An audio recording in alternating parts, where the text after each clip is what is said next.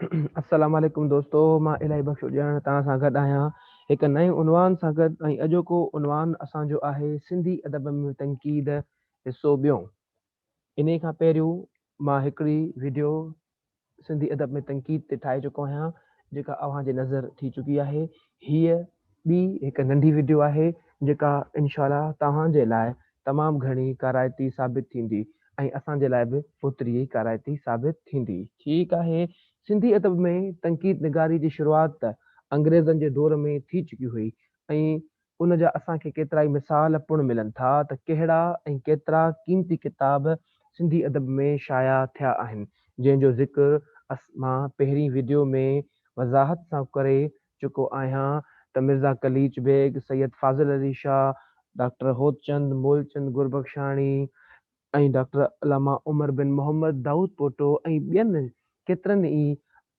अहम मुहक़िक़नि तनक़ीद ऐं तहक़ीक़ जे मैदान में पेर पातो ऐं हिकु नए अंदाज़ सां, जदीद अंदाज़ सां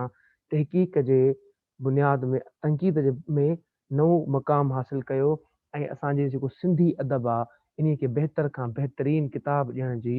जेको आहे सो कोशिश शुरू कई हुई। आज़ादीअ खां पोइ असांखे तनक़ीद जे मैदान में पिणु केतिरा ई अहम किताब मिलनि था जेके असांजे सिंधी अदब जी जान आहिनि। हाणे उन्हनि किताबनि जी बुनियाद ते ई असां हींअर ताईं ॻाल्हाए सघंदा आहियूं, लिखी सघंदा आहियूं। उन्हनि किताबनि में केतिरा ई किताब आहिनि। डॉक्टर काज़ी ख़ादिम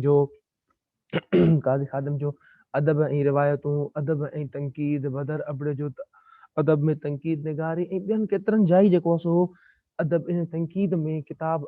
आहिनि जेके असांखे ॿुधाईंदा तनक़ीद छाखे थो चइजे, तनक़ीद कीअं करणु घुरिजे, तनक़ीद कहिड़े नमूने सां करणु घुरिजे ऐं तनक़ीद जो मक़सदु छा आहे। छा असां तनक़ीद सां बहितर खां बहितरी जे तरीफ़ वञी सघूं था या न, या असां जेकॾहिं कहिड़े नमूने सां तनक़ीद करणु घुरिजे, नसुर में हुजे या नज़म में हुजे, या कहिड़े नमूने कहिड़ी तरीक़े ते असां बहितर खां बहितर नमूने सां तनक़ीद करे सघूं था। इन्हनि किताबनि में तनक़ीद जा उसूल, तनक़ीद जा कानून, तनक़ीद जा क़िस्म सभु कुझु ॼाणायल आहिनि जेके असांखे बहितर खां बहितर करण में मदद ॾियनि था। कंहिं बि शख़्सियत जे लिखण जो जाइज़ो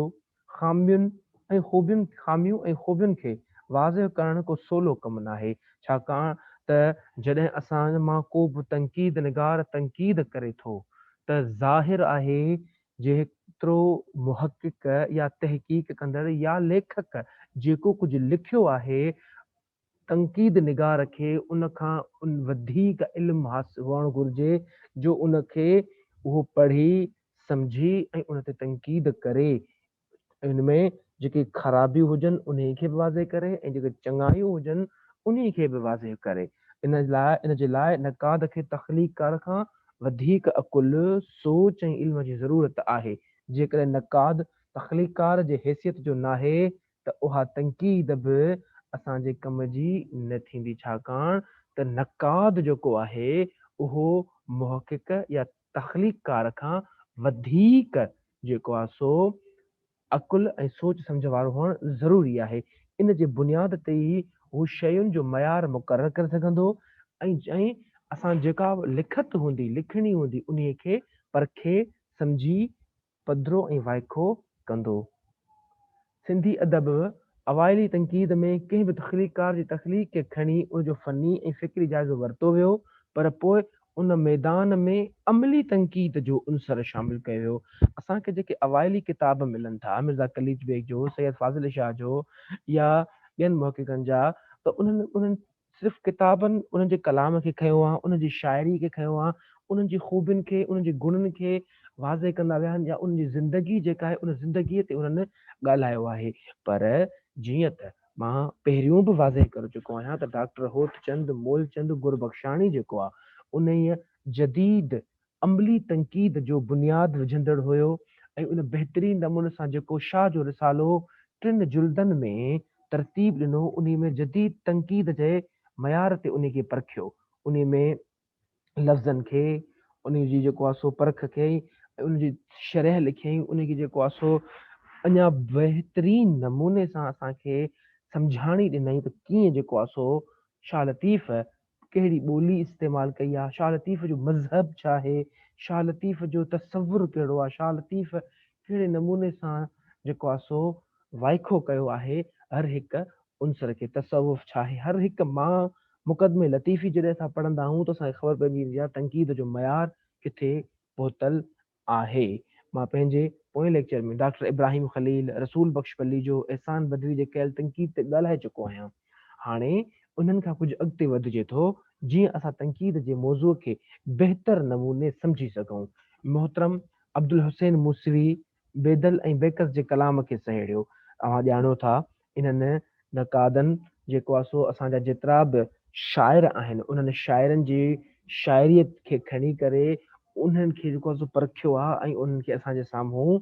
पेश कयो आहे। लोक अदब जी सिन्फ़ुनि जी सम्झाणे जे सिलसिले में मोहम्मद इब्राहिम अब्बासीअ सां गॾु सुगंध ऐं सुरहान किताब लिखिया जेके तंक़ीद जे ज़िमरे में अचनि था। हाणे तोड़े जो इन्हनि में असांखे उसूल ॿुधायल आहिनि, कानून ॿुधायल आहिनि, पर उन जे बावजूद बि इहे तंक़ीद जे ज़िमरे में ई अचनि था जो असांखे इतां खां मयार जी ख़बर पई, उसूलनि जी ख़बर पई ऐं तंक़ीद कीअं करणु घुरिजे ऐं कहिड़े नमूने सां थिए थी। इन्हनि किताबनि जे जेके इब्तिदाई किताब आहिनि उन्हनि मां असांखे इल्मु मिले थो। मंघाराम मलकाणी त पहिरियों बि ॻाल्हायो आहे, पर संदसि किताब सिंधी नसर जी तारीख़ जे नज़र में खेसि हिकु भेरो ॿीहर शामिल कयो अथमि जो संदसि इन किताब में असांखे सिंधी अदब जे नसर जी मुकमल वज़ाहत मिले थी। उहो नाविल हुजे, ड्रामो हुजे, कहाणी हुजे, मज़मून हुजे, तनक़ीद निगारी जी इब्तिदा हुजे, नाटक हुजे, मंडलियूं हुजनि, अख़बारूं हुजनि, रिसाला हुजनि, मख़ज़न हुजनि, हर हिकु बुनियादी ॼाण जेका मिले थी उहा असांखे प्रोफेसर मंघाराम मलकाणीअ जे इन ई किताब में मिले थी जेको सिंधी नसर जी तारीख़ आहे। हिंदुस्तान में छपियो ईस्वी 1968 में ऐं असां वटि अॼु ताईं उहो मौजूदु आहे ऐं बुनियादी माख़ुज़ आहे ऐं इन में असांखे बहितरीनु ॼाण मिले थी ऐं उन में जेको वज़ाहत कयल आहे जेका डॉक्टर उमर बिन मोहम्मद दाऊद पोटे जे अबियात सिंधीअ में जेका शरह लिखियल आहे उन ते ऐं गरोड़ीअ जे कलाम ते या ॿियनि जे कलामनि ते जेके बि हुन जेके अरबी में शरहूं लिखियूं आहिनि उन ते हिननि तंक़ीद जेका कई आहे उन तंक़ीद जे नज़र में इहो किताब बहितरीनु किताबनि में शुमार थिए थो। ठीकु आहे, जेको कंहिं बि मां वॾो थो कढे विॾु नथो कढे, जिते बि का ओणाई ॾिसे थो उते उनखे दलील सां पेश करे थो ऐं इहा वज़ाहत इहा ई हिकु ख़ासि ॻाल्हि आहे डॉक्टर प्रोफेसर मंघाराम मलकाणी जी त हू मुदलिल जवाब ॾिए थो ऐं जेको आहे सो पंहिंजे नज़रिए खे थापे कोन थो कंहिं ते बि तोड़े जो हू संस्कृत जो हामी रहियो आहे, पर उन जे बावजूद बि हुन विच थरो थी करे पंहिंजनि केतिरनि ई नज़रियनि खे इल्मी अकुली बुनियादनि ते साबित करण जी कोशिश कई आहे। डॉक्टर बलोच तहक़ीक़ जे मैदान जो कोॾियो आहे, इन हूंदे बि संदसि तंक़ीदी मयार ऊचायुनि ते आहे, छाकाणि त पाण जेके बि मुक़दमा लिखिया आहिनि उहो उन मां वाज़े आहे। हाफ़िज़ एहसन चना न रुॻो शाइर हो बल्कि हिकु बहितरीनु नक़ाद पिणु हुयो। हुन अदीब सिंध में तारुफ़ी तशरीही ऐं फ़नी तंक़ीद जा केतिरा ई मज़मून लिखिया। इहे बुनियाद असांखे जॾहिं तंक़ीद में अचूं था त असांखे इहो न आहे ॾिसणो त रुॻो खोट ऐं खोट कढणी आहे, न, तंक़ीद जो माना आहे त खरे खोटे जो फ़र्क़ु वाज़े करणु ऐं उनखे सम्झणु ऐं उनखे ॿुधाइणु। जेकॾहिं खोटो आहे त छो खोटो आहे, जेकॾहिं खरो आहे त छो खरो आहे, उन्हनि जा बि दलील ॾेई करे असांखे वज़ाहत करणी आहे ऐं वाज़े करे उनखे पेश करणो आहे।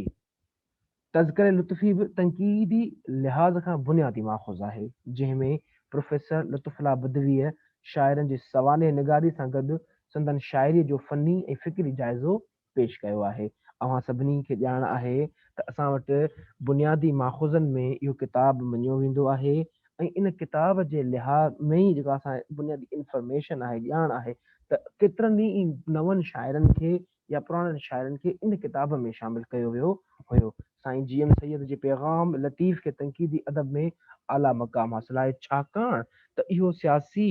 ऐं समाजी ऐं बुनियादनि ते किताब आहे। इन में असांखे अकुली फ़िक्री समाजी फ़िक्र मिले थो त कहिड़े नमूने सां शाह लतीफ़ जेको आहे सो समाज खे ॾिठो आहे ऐं समाज में कहिड़े नमूने सां हुनखे संवारणु ऐं सुधारणु चाहे थो। अहिड़े ई नमूने सां शमसुद्दीन उर्सानी जो 4 मक़ाला बहितरीन किताबनि मां हिकिड़ो किताबु आहे, जंहिंमें हुन जेको आहे सो कहाणीअ, मज़मून, नाविल ऐं ड्रामे ते तनक़ीद कई आहे। न रुगो तनक़ीद कई अथाई बल्कि उन्हनि जो विचूर पिणु पेश कयो अथाई त कहिड़े नमूने सां असांजो ड्रामो उसरियो, निसरियो, नाविल, मज़मून या कहाणी वधी हिन मक़ाम ते असां ताईं पहुती आहे। जंहिंमें शमसुद्दीन उर्साणीअ साहिब इन चइनी सिन्फ़ुनि जो तफ़सीली जाइज़ो पेश कयो आहे। डॉक्टर ग़ुलाम अली अल्लाना जो सिंधी नसर जी तारीख़ बि सिंधी अदब जे तनक़ीद जे ज़िमरे में अचे थो। मौलाना ग़ुलाम मोहम्मद ग्रामीअ जे मशरक़ी शाइरी जा फ़नी क़दुर ऐं रुझानात खां केरु वाक़िफ़ न आहे। हिकु बहितरीन नक़ाद, बहितरीन तनक़ीद निगाह ऐं बहितरीन किताब, जंहिंमें हुन शेख अयाज़ जी हिमायत में जेतिरी बि जेको आहे सो इश्क या रुमानवी शाइरी हुई उनखे हुन पंहिंजे दलीलनि सां वज़ाहत सां पेश कयो त जेको आहे सो शेख अयाज़ अकेलो नाहे इन मैदान जो। इन खां पहिरियों बि केतिरा ई अहिड़ा शाइर आहिनि जेके अहिड़े क़िस्म जी शाइरी करे चुका आहिनि जंहिंखे तव्हां रद्द करे नथा सघो, जो मां अॻे ई ज़िक्र करे चुको आहियां। इन किताब जो मुहाग डॉक्टर ग़ुलाम अली अल्लाना लिखियो आहे। तनक़ीद जी शुरूआत ऐं बुनियादी तनक़ीद बाबति मां पहिरें हिसे में ॻाल्हायो हो ऐं हीउ ॿियो हिसो अव्हां जे आॾो पेश कयो अथमि। डॉक्टर तनवीर अब्बासी जो शाह लतीफ़ जी शाइरी हिकु शाहकार आहे, जंहिंमें हुन शाह लतीफ़ जे शाइरी जे फ़नी, फ़िक्री, तारीख़ी ऐं ख़ासि करे रंगनि जे अभ्यास ते तनक़ीदी ऐं तहक़ीक़ी मज़मून लिखिया आहिनि। मंझां केतिरनि ई इन्हनि खे पढ़ियो हूंदो, सम्झियो हूंदो ऐं इहो ई असां वटि हिकिड़ो बहितरीनु नमूनो आहे त तनवीर अब्बासी डॉक्टर हुअण सां गॾोगॾु अदब में कहिड़ी नवाण आंदी ऐं हिकु मुनफ़रिद नमूने सां किताब लिखिया ऐं किताब लिखी करे असांखे इहे सम्झायो त लतीफ़ जी शाइरी खे अहिड़े नमूने सां असां सम्झी सघूं था। इंशाअल्लाह जल्द अव्हां जे आॾो इन जो 3 हिसो बि पेश कंदुसि। अल्लाह हाफ़िज़।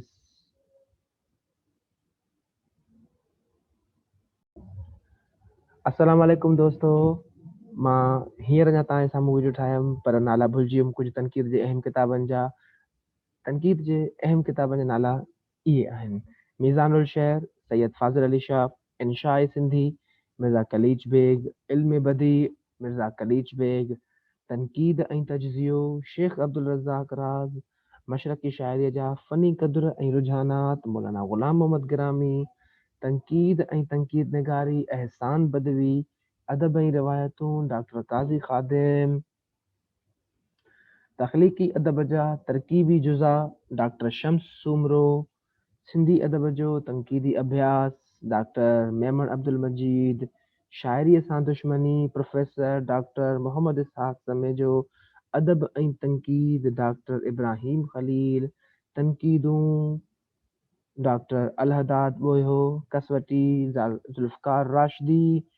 सिंधी ज़ात हंजुन, रसूल बख्श पलीजो, वीचार, मुमताज़ महर, तरक्की पसंद, अदब जा मयार, ख़ाकी जोयो, अंधा ऊंधा वीर, रसूल बख्श पलीजो, शऊर शाइर शाइरी, प्रोफेसर डॉक्टर सहर इमदाद हुसैनी ऐं ॿिया तव्हांजे साम्हूं किताब आहिनि। ओके, अल्लाह हाफ़िज़। इंशाअल्लाह जल्द अव्हां सां गॾु हिकु नए उनवान सां शामिल हूंदासीं।